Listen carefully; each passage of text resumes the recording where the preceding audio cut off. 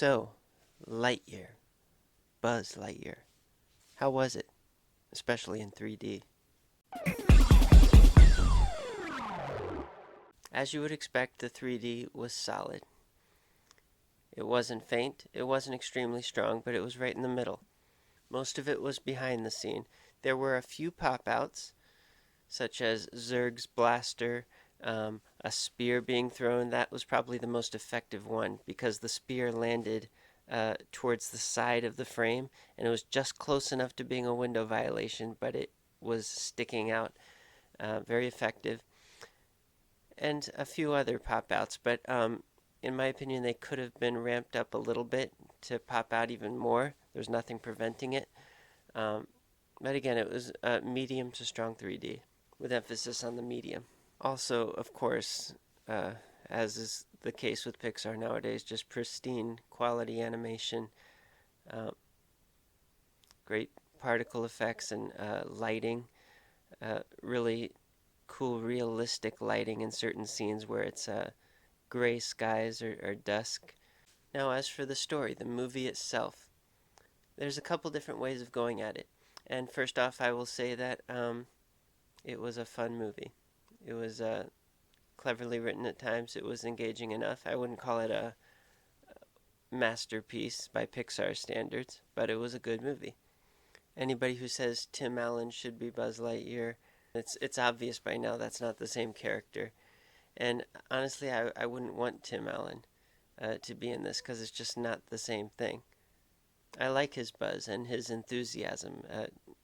Honestly, I think he'll always be the best, but that's a whole different character. So there is no comparison. It's apples and oranges. So yeah, it was a good, fun sci-fi story, thoughtful. It had comedy in it for sure, but a lot of the emphasis was on heavier themes like life and death and choices and outcomes. It wasn't a comedic romp. It had comedic elements here and there, but so that being said, what I do have the problem with is the way they're marketing this film.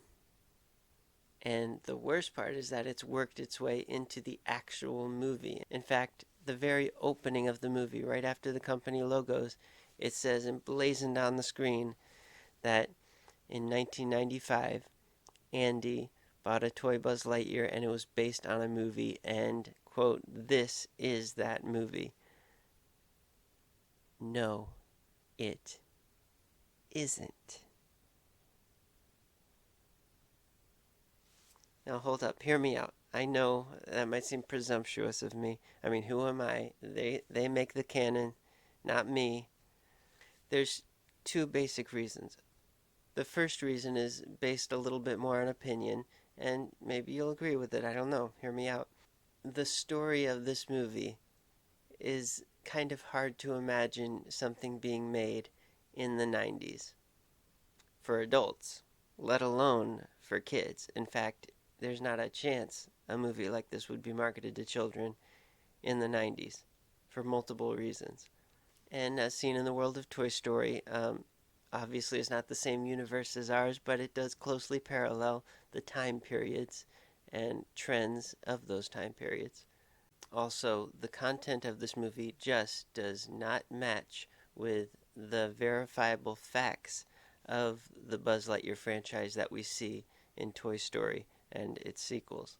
The Buzz Lightyear that Andy knew was not a gritty, existential, sci-fi drama. And that leads directly into the second reason that this is not Andy's Buzz, because the Buzz Lightyear toy marketed in that universe was part of a children's franchise.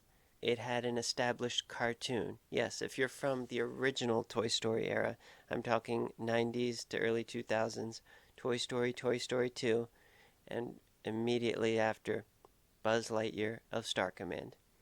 And yes, that animated series and movie had a computer animated intro to it showing the toys bringing home the video cassette of this Buzz Lightyear cartoon. Yes, it was established in universe already that this is the Buzz of Andy's world. Full stop. And it makes far more sense. It lines up with everything else. Right on Buzz Lightyear's packaging, the toy spaceship, it says he's defending the galaxy from the threat of the evil Emperor Zurg, sworn enemy of the Galactic Alliance. And if you saw Lightyear, I won't give any spoilers, you'll know that Emperor Zurg is not the sworn enemy of the Galactic Alliance. He's not even an emperor. They dropped the emperor.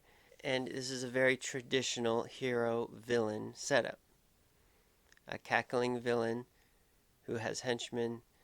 This is the stuff of cartoons and video games. And yes, in Toy Story 2, again, established in canon already, they were playing a Buzz Lightyear video game in the opening scene.